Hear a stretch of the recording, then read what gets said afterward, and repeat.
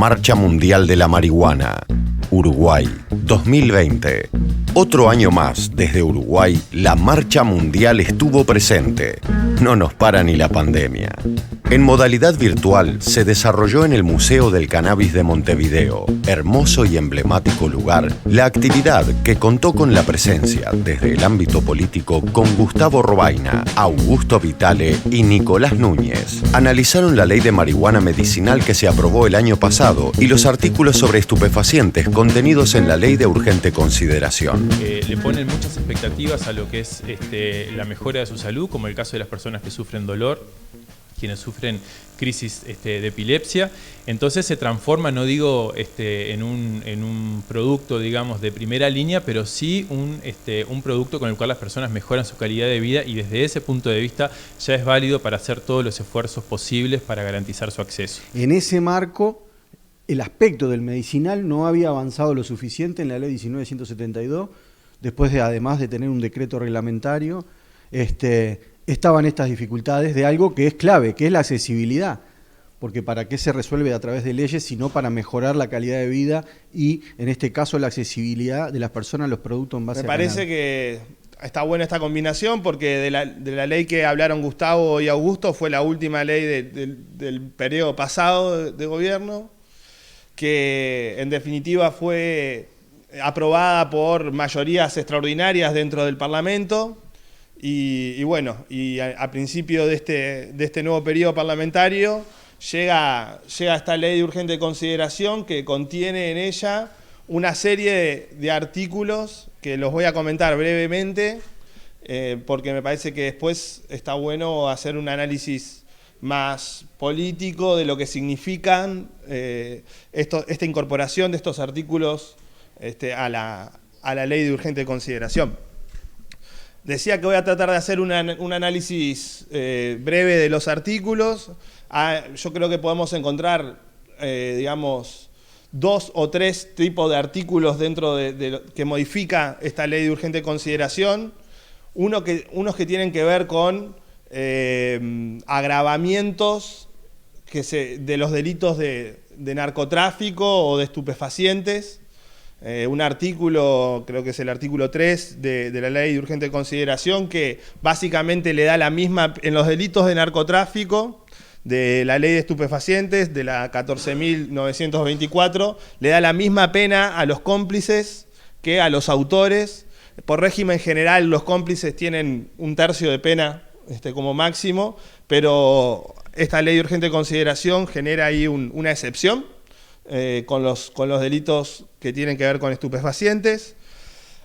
Después genera un agravante, que es el encubrimiento a los delitos que tienen que ver con estupefacientes. Luego hay una batería grandes de artículos que están apuntados a aumentar los mínimos que cada uno de los delitos de la ley 14.992 establecía. Y recién nos comentaba un compañero que finalmente se aprobó en la Comisión Especial de la LUC, que no solamente va a subir los mínimos, sino que también en muchos de estos artículos también va a subir los máximos. O sea que hacen muchísimo más gravosos los delitos, digamos, sin ninguna distinción. Todos los delitos que tienen que ver con estupefacientes, con las sustancias de las listas de estupefacientes, todos esos delitos quedan muchísimo más gravosos. Y después hay algunos artículos que nos preocupan aún más, que tienen que ver lisa y llanamente con recortar derechos, desde mi punto de vista por lo menos, porque cuando se elimina la posibilidad de que alguien sea procesado con penas sustitutivas a la prisión, eso es recortar un derecho. Y porque cuando se elimina la posibilidad en los delitos de drogas de que la gente pueda cambiar días de trabajo y estudio, de que los procesados puedan cambiar días de trabajo y estudio, y le sacamos esa posibilidad y decimos que ninguno de los procesados por delitos de drogas va a poder cambiar días de trabajo por estudio, y de trabajo y de estudio por pena, eso también es recortar derechos. Entonces, básicamente, los artículos que tratan de la ley de urgente consideración de drogas, lo que hacen es agrava los delitos de drogas, los hacen más gravosos, aumenta los mínimos y los máximos de penas y cortan algunos derechos que desde nuestro punto de vista eran importantes en los institutos legales que hoy estaban rigiendo bajo el Código Penal.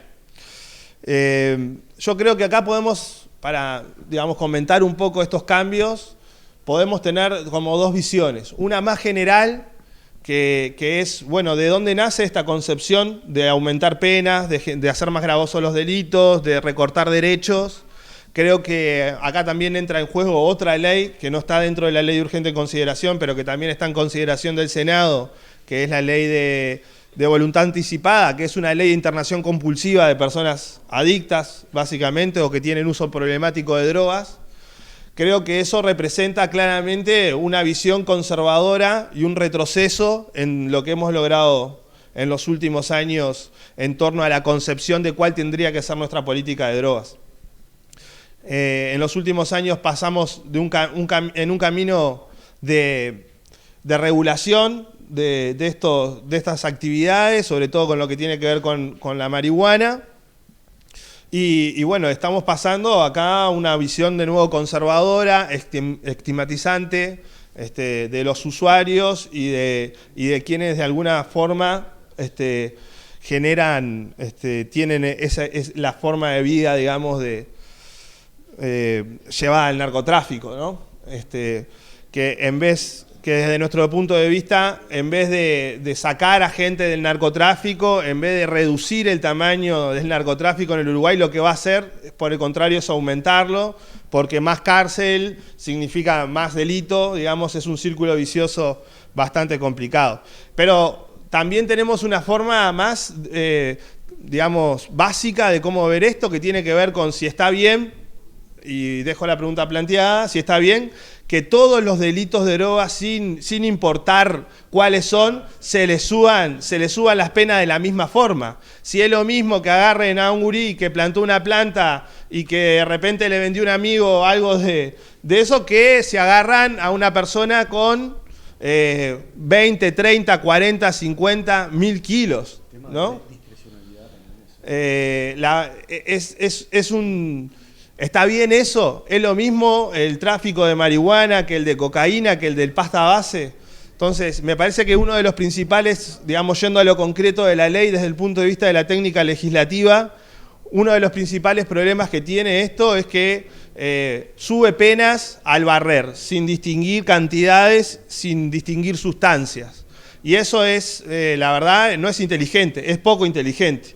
Quizás podríamos estar de acuerdo en subir algunas penas, en aquellas que tienen que ver con los grandes narcotraficantes. Yo que sé, hace algunos meses encontraron el mayor cargamento de cocaína en la historia del Uruguay y unos meses después la persona que se halló responsable de ese cargamento quedó en libertad, en prisión domiciliaria y está en su chacra en algún lugar del campo del Uruguay. Sin embargo, en muchas personas que cometieron delitos que no son tan graves, que no involucran tanta cantidad de sustancia ni sustancias tan peligrosas como la cocaína, se han comido meses de cárcel, y eso tiene que ver con la desigualdad de nuestro sistema jurídico.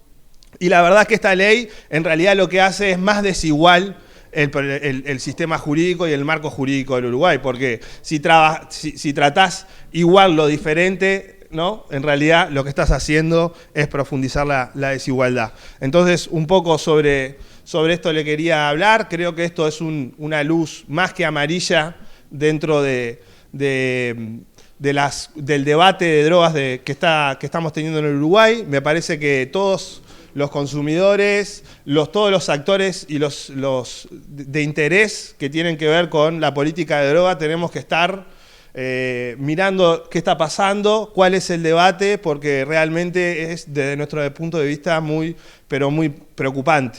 Yo creo que el fracaso de esta política no lo vamos a ver en el corto plazo. En el corto plazo vamos a ver detenciones, mucho humo, digamos, pero cuando las cárceles en el mediano y en el largo plazo, cuando las cárceles se empiecen a llenar, cuando no haya más lugar, cuando el círculo de la violencia se empiece a retroalimentar, vamos a tener grandes consecuencias de esta política que se quiere implementar. Me despiertan muchos comentarios y muchas ganas ahí de comentar algunas cosas que vos decís, porque esto es una cosa más macro también, ¿no? Que tiene que ver con un cambio, digamos, por supuesto en el marco de la democracia en la que estamos y en la rotación del sistema de partidos en la que vivimos y en la que respetamos. Implica también un cambio de concepción general de la seguridad y en particular de la política de drogas. La política de drogas de la cual Uruguay estaba saliendo era el prohibicionismo, era el apostar a que la única solución para el tráfico y los consumos problemáticos era la represión, ya sea la represión policial para el caso de perseguir el narcotráfico o los tratamientos, las clínicas psiquiátricas o la internación, digamos, de las personas adictas o con consumos problemáticos. Detesto la palabra adicto. Con las personas con consumos problemáticos, que las hay, no hay que negarlo. No hay que negarlo, y eso es algo que la izquierda también tenemos que intentar, trabajar, digamos, políticamente.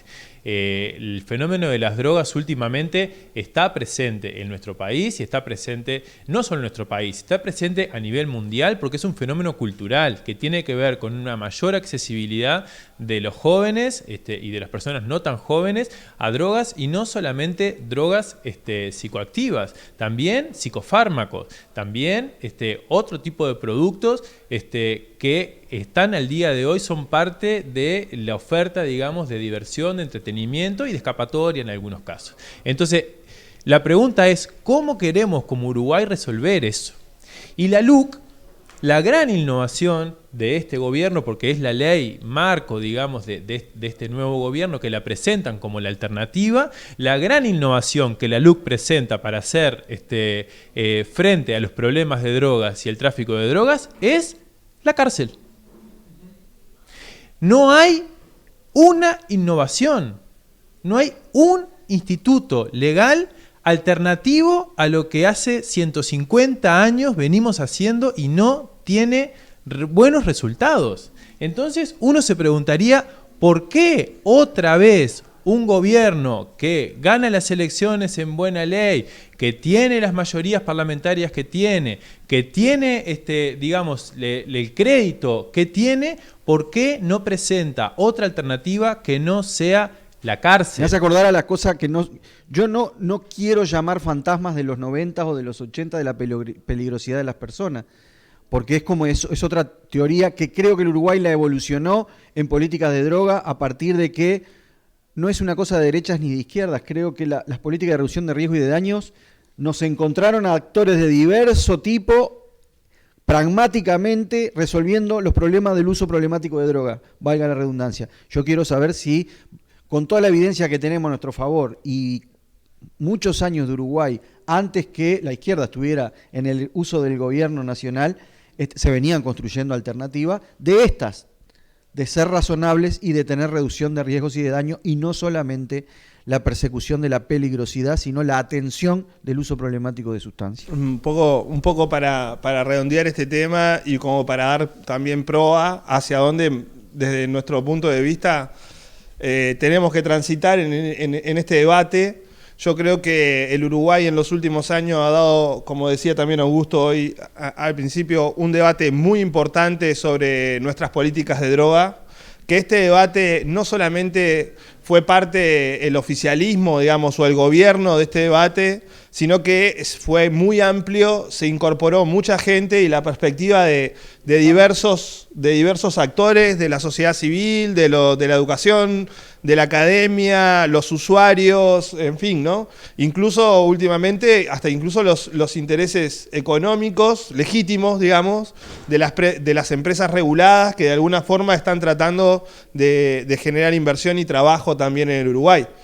Y creo que nuestro camino o el camino es seguir ese frente. Me parece que dentro de todos los partidos políticos hay una mayoría que piensa de que la ola, digamos, de las políticas de drogas conservadoras fueron un fracaso y que van más contra las personas que contra las sustancias. Y me parece que desde ese punto de vista tenemos que seguir trabajando, tenemos que tender puentes y diálogos con todos los sectores de la sociedad, incluido con los partidos políticos que hoy están votando estos artículos que recién mencionamos, porque me parece que hemos logrado avanzar en el debate y que no podemos perder ese avance. Y que muchas de las leyes y de los artículos, incluso la ley de regulación de cannabis, se votaron con votos de personas de la oposición en varios artículos. Y me parece que, bueno, que hay que apelar a ese aprendizaje que hemos recorrido en los últimos, por lo menos 10 años. Y que nos distingue a nivel internacional. Que nos distingue a nivel nacional y que me parece que es la única forma también de hacer sustentable una política de Estado que necesita tiempo para ver sus efectos. Entonces, también me parece que esto tiene que convocarnos a juntarnos, a debatir, pero sobre todo a debatir como lo hacíamos antes de la ley de regulación del cannabis con el otro, para poder traerlo un poco más acá y no excluirlo de la solución, ¿no? Yo no tengo la verdad, creemos que este camino, como decía Augusto, tenemos argumentos, hoy tenemos más argumentos que nunca para dar este debate. Las compañeras de Batar y UPAC, con mucha claridad, sintetizaron los reclamos y las necesidades de las familias de consumidores medicinales de cannabis. Este efecto, combinado con las modificaciones que explican la criminalidad, será para el aumento del ingreso de las personas a las cárceles y provocando una superpoblación y empeorando las condiciones de reclusión. La sobrecarga penitenciaria llevará a crear un riesgo adicional en la agudización de la cultura de la ilegalidad y el incremento del crimen organizado. Otra medida que agudiza la criminalización de la pobreza es aquella que endurece las penas cuando la comercialización de drogas ilícitas se realiza en el hogar. El artículo 73. La ley desconoce obviamente las jefaturas femeninas y obviamente no establece ninguna medida con los menores de edad. Obviamente que la LUC no establece en esta sección de drogas el enfoque integral, no proporciona garantías al acceso, disponibilidad y calidad de servicios de tratamientos de drogas, no promociona estrategias de reducción de daños por consumo de drogas, atenta contra el derecho y la libertad y la autonomía, no tiene en cuenta la cuestión de género, criminaliza el consumo y sus usuarios y no implican políticas de drogas que defiendan los derechos colectivos como individuales, respetando los estilos de vida, las identidades culturales, la cosmovisión, así como también las tradiciones y las prácticas espirituales. Esta nueva mirada integral acerca de las políticas de droga ya no es tan débil, porque las nuevas formas de regularizar el mercado están siendo más seguras y con menos riesgos para los usuarios. Con aciertos y errores, las políticas de drogas deben sustentarse en los pilares de la salud pública, derechos humanos, género, convivencia y calidad. Ahora le doy paso a mi compañera. Bueno, buenas noches. Yo también soy de UPAC. Quería agregar, por supuesto, comparto totalmente lo que planteó Cecilia, pero junto con la aprobación de esto que es terrible para nosotros, se agrega la no reglamentación de la ley del cannabis medicinal, que se está demorando mucho, el plazo legal vence ahora a fin de mes, y bueno, la aprobación de esto nos preocupa muchísimo, junto con la demora de la reglamentación de la ley. Bueno, muchas gracias, le doy paso a Batar. Bueno, buenas noches. Antes que nada quiero mencionar que desde UPAC se han hecho las gestiones correspondientes pidiendo audiencia con la comisión de la LUC, a lo cual hemos tenido un silencio, así que considero que eso también es una respuesta. Esperemos que en la semana próxima podamos tener alguna mediación o algún acercamiento, como en otras oportunidades lo hemos tenido. Hoy por hoy en el IRCA no tenemos referentes, así que no sabemos a veces a dónde dirigirnos o qué. Bueno, es el nuevo cambio que estamos viendo todos los uruguayos. Bueno, desde Asociación Batar, que somos un grupo de padres y madres con niños con epilepsia refractaria y síndrome de West, apoyamos todos los años la Marcha Mundial de la Marihuana y especialmente hoy en esta situación que estamos, nosotros seguimos con un reclamo que sigue siendo la prioridad para nosotros, para los niños, que los niños tengan accesibilidad y el tema de los costos. Sí sabemos que hay un aceite regulado, aprobado por el Ministerio de Salud Pública, pero es un aceite que no es accesible a la mayoría de los niños. Tenemos que tener en cuenta la situación que estamos viviendo por el COVID. Hay padres que están en seguro de paro, porque es la realidad que tenemos muchos, y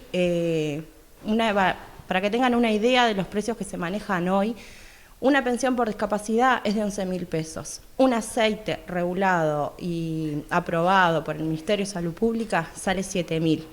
A esto hay que sumarle todo lo que los niños necesitan, que la mayoría de las personas, algunos saben y otros no. Son precios que no podemos, y aparte de eso no estamos teniendo variedad, que es lo que siempre hemos pedido hasta el día de hoy, de aceites. Nosotros, la mayoría, seguimos pidiendo lo mismo, aceites con toda la planta entera. Bueno, desde Batar siempre apoyamos, porque nosotros tenemos entendido y lo hemos vivido por experiencia, sin cultivadores no tenemos calidad de vida. La mayoría de los niños necesitan calidad de vida, sabemos que no se van a curar, en algunos casos no hemos tenido buenos fines, pero por eso seguimos acá luchando por los que están, los que vendrán y los que en algún momento hoy por hoy están elevados. Buenas noches. Rulfo y Martín, de la Red de Usuarios de Drogas, realizaron un taller de reducción de riesgo y daño en consumo de drogas, definieron algunas sustancias y pasaron algunos piques para reducir daños. No se olviden de tomar agua. Después en el MD, por ejemplo, que sería el MDMA, que es lo que serían los cristales y las pastillas, que las pastillas a veces no solo traen MDMA, también pueden traer cafeína, anfetamina y otros productos cortantes, eso depende de su procedencia. Que también eso es muy importante, tener en cuenta al momento de consumir una pastilla, que no cualquier pastilla es buena, hay que aprender, hay que conocer, tratar de última, si vos no sabés, encontrar a alguien que sepa y de confianza, que eso es difícil a veces también, porque en la noche todos sí dicen ser amigos, pero pocos lo son, así que atentos, gente. Y viste, las drogas buenas se consiguen de día, dicen por acá, y tiene razón. Y bueno, nada, y tener en cuenta el consumo del MD, por ejemplo, de que es una droga que por más que te hace sentir bien y te hace conectarte con las otras personas y sentir que vos está todo bien y que no pasa nada, la realidad es que tiene sus efectos contra el cuerpo al momento en que está trabajando en vos, que pueden jugarte en contra si vos no sabés cuidarte y atenderte. Por ejemplo, el deshidratarte, el aumento de la temperatura corporal, el saber cuál es tu dosis adecuada, porque todo el mundo, por ejemplo, se cree que tomar un dedazo, te tomás unos dedazos de cristales y ya quedaste, y después te tomás otros dedazos de cristales y así vas toda la noche. Cuando quieren ver, se tomaron 1 gramo de cristales en 3-4 horas y están recontrapasados, no entienden un pomo y se deshidratan y se entran a sentir mal, y ahí es cuando llegan los problemas. Ejemplo, que te puede venir una convulsión, te puede venir problemas más graves, que al fin y al cabo no es lo que queremos, uno se droga para disfrutar. Julio Rey se conectó a la transmisión y también le hincó el diente a la incidencia de la LUC en el retroceso de nuestros derechos. Hay una discusión actualmente en las redes, en aquellos usuarios de drogas, o principalmente en lo que hace a los usuarios de cannabis y a los cultivadores, con respecto a si esta ley de urgente consideración afecta o no afecta el normal desarrollo de nuestros cultivos y de nuestros consumos en referencia a cannabis, ¿verdad? Recordemos que se dijo en un momento, en la precampaña, en la pre-campaña, directo en la pre-campaña, perdón, me estaban comunicando a alguien confirmándome que estoy al aire, muchas gracias, que no se iban a tocar los derechos conquistados, ¿verdad? Y en apariencia, en la redacción de la ley de urgente consideración, en el capítulo 4, en lo referente a estupefacientes y seguridad pública, primeramente lo que hacen las modificaciones es volver inexcarcelables los delitos, entre comillas, de drogas. O sea, aquello que hasta hoy constituía una falta simple, una falta sencilla a la ley 19.172, hoy por hoy, si esta ley se aprueba, se convierte en un delito que se paga sí o sí con cárcel y con un mínimo de 3 años de cárcel, por ejemplo, por promocionar el uso, como lo dice uno de sus artículos. ¿Qué significaría eso? Dame un segundo, le voy a decir al compañero. Gracias, Quique, pero si no me enloqueces con el win-win, comunicándome si estoy o no estoy. Creo que ya estoy en vivo. Se convierten aquellas faltas sencillas hasta ahora a la ley 19.172 en delitos y en delitos inexcarcelables. O sea, no va a haber tu tía ni el mejor abogado que te defienda. Si el día de mañana estás por intención o por error en una falta a la ley 19.172, vas a pagar con cárcel. Pensemos en el límite de los 480 gramos, ¿verdad? Lo discutíamos en la implementación de todo esto, que me corrijan los compañeros que hablaban más temprano o el que siga si quiere.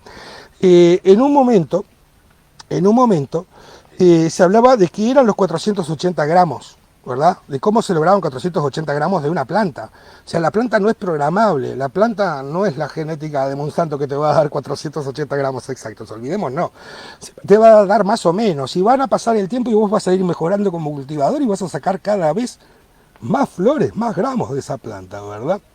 Entonces, se dice que el excedente de esa producción de 480 gramos, dice en la 19.172, quedaría en la disponibilidad del IRCA.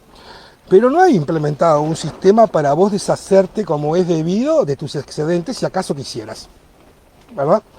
¿Qué vas a hacer? ¿Lo vas a tirar a la basura exponiendo a la salud pública al que pase y pueda retirar de esa basura ese excedente que vos tiraste? ¿Qué vas a hacer? ¿Vas a hacer aceite? Bueno, si haces aceites o derivados de esa cosecha también se constituye en un delito. Porque lo dice el propio articulado de la LUC, para aquellos que discuten que no se están tocando derechos, ¿verdad? Acá lo que hace la LUC es afirmar ese límite de 480 gramos que era una sugerencia, o de 40 gramos de deportación en calle, lo cierra sí o sí a esa cantidad, ignorando todas las variables de cultivo, o de stock, o de cosecha, o de consumo que vos puedas tener. Porque, ¿cuánta gente hay fabricando aceite en sus casas, por ejemplo? Y eso me lleva a otro artículo que es sumamente condenable, en el que se habla de quien suministre a menores o a personas sin discernimiento, dice, productos, drogas, cannabis o productos derivados de la cannabis a un menor. Yo me pregunto qué pasa, y van a hablar las compañeras probablemente dentro de un rato de Batar y de UPAC, productoras y mamás aparte que han utilizado la cannabis en sus hijos, esa conducta de darle, por ejemplo, a alguien que tiene un trastorno del espectro autista, ¿verdad? Y discúlpenme, porque es un tema delicado, pero ¿dónde está el discernimiento de ese menor a la hora de elegir si consumir o no cannabis? Si está desconectado y conecta justamente con la cannabis, quien decide es el padre si se la suministra o no. ¿Eso va a constituir un delito? ¿Va a constituir una conducta punible con un mínimo de 3 años de cárcel? Porque en ese caso se habla hasta de 15. Marcha Mundial de la Marihuana, Uruguay, 2020. Otro año más, desde Uruguay, la Marcha Mundial estuvo presente. No nos para ni la pandemia.